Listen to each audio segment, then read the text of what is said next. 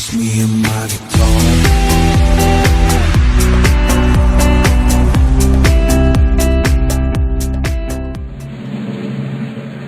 I pledge allegiance to the flag of the United States of America and to the republic for which it stands, one nation, under God, indivisible, with liberty and justice for all.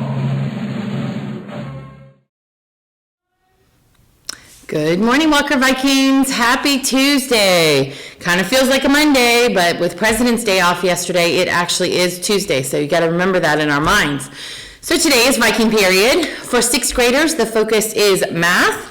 For 7th and 8th graders, it is language arts and reading. So you will either go to your focus group or you will log into iReady or Dreambox Math to do your practice. We are already seeing some good data from both Dreambox and iReady to show that you guys are practicing and showing growth. So I want to tell you that one of the ways that you can get into field day that's coming up in 3 weeks is to be recommended by your Viking period teacher. So your Viking period teacher can recommend you as someone who is showing extreme effort and growth to be able to attend field day. The other way to get in, remember, is to attend before school tutoring, Saturday tutoring, to be able to come to Viking period or field day. And then also we are going to next week take an iReady school-wide growth monitoring test.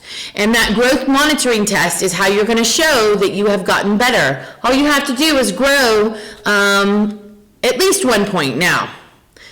You're going to have to really try your best because it's later in the school year. So the test is a little bit more rigorous from the beginning of the year because it expects you to get better throughout the year, right? And grow and learn as you go through the school year. So you are going to have to try. You cannot rush. You need to try. You need to show growth. And then everybody who shows growth on that growth monitoring will get admittance into field day. We're going to talk more about field day next week during lunches so that you'll know the activities that we're going to do. And then teachers look for the information that will come out in an email soon, kind of giving the schedule and what that will look like for all of us. That field day will be March 12th. Okay, that will be that last bit of time before we head out for spring break.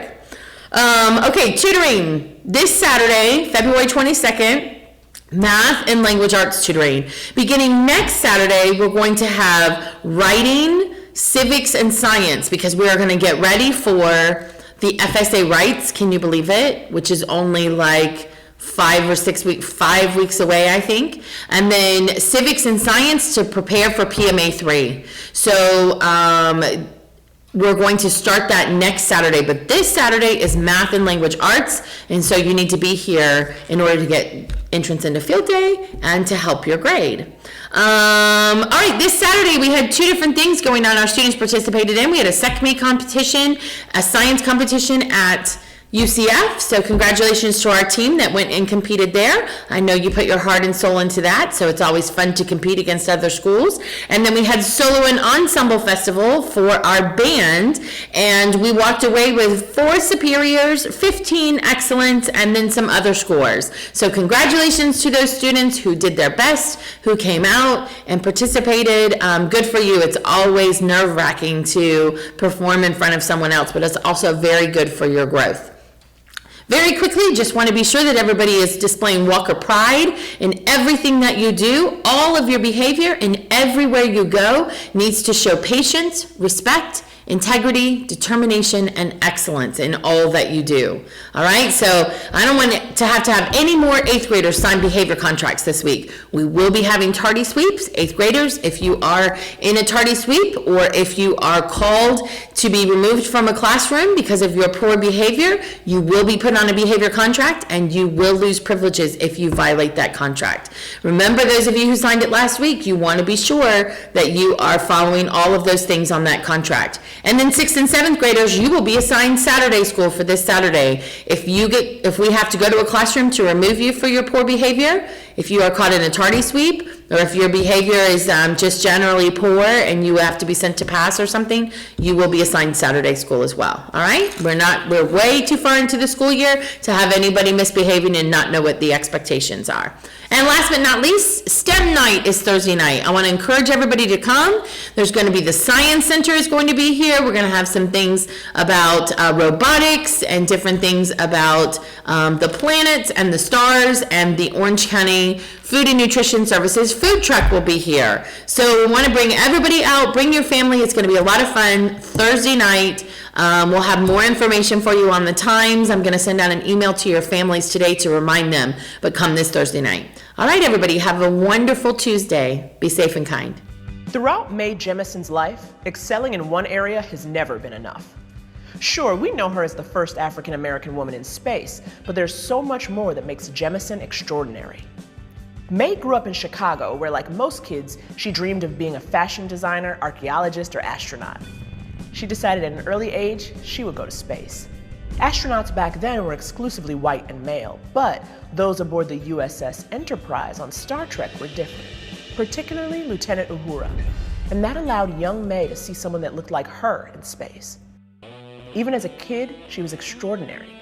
She graduated high school at 16 and went to Stanford. She double majored in chemical engineering and African and Afro-American studies. During her junior year, she had to decide if she should be a doctor or a professional dancer, which were both legitimate options for her. She chose medical school and even worked in a Cambodian refugee camp in Thailand. And she didn't just become a doctor. In 1983, she became the Area Peace Corps Medical Officer for Sierra Leone and Liberia in West Africa. She managed all the healthcare for the Peace Corps, wrote manuals for self-care, researched rabies with the CDC, and was in charge of medical care for the U.S. Embassy. And she was 27. After 2 years there, she returned to America and began working as a general practitioner in Los Angeles, and took graduate-level engineering classes at the same time. And even then, she was still like, I could do more.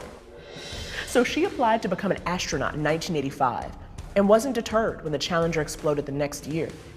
She reapplied and was selected out of 2,000 applicants to train to be an astronaut. And liftoff of Space Shuttle Endeavour.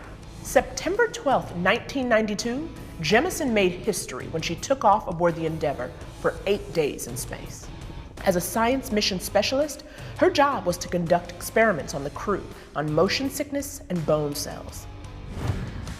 After her big dream was realized, Jemison decided to take it easy as an environmental studies professor at Dartmouth College, starting an educational nonprofit, a science camp, and serving as principal for 100 Year Starship, an initiative working to travel beyond our solar system in the next 100 years.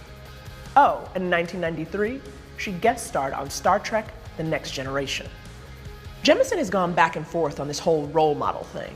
She didn't really want to be the poster child for black female astronauts, but she did want young girls, and the old white men that would hire them someday, to see that your race or gender doesn't limit you.